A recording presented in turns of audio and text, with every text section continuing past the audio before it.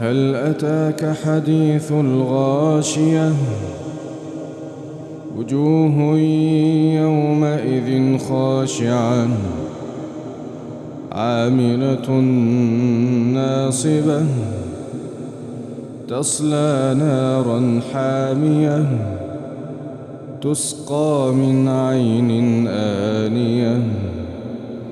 ليس لهم طعام إلا من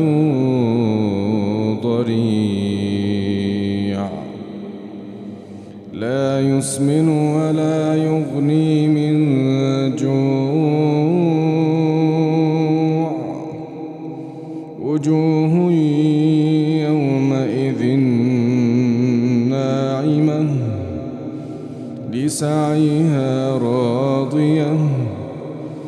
لسعيها راضية في جنة عالية لا تسمع فيها لاغية فيها عين جارية فيها سرر مرفوعة وأكواب موضوعة ونمارق مصفوفة وزرابي مبثوثة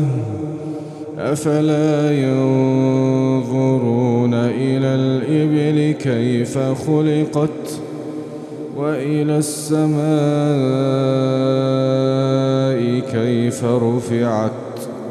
وإلى الجبال كيف نصبت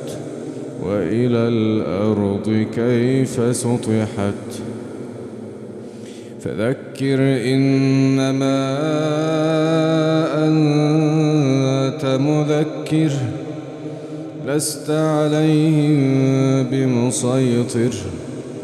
إلا من تولى وكفر فيعذبه الله العذاب الأكبر إن إلينا إيابهم ثم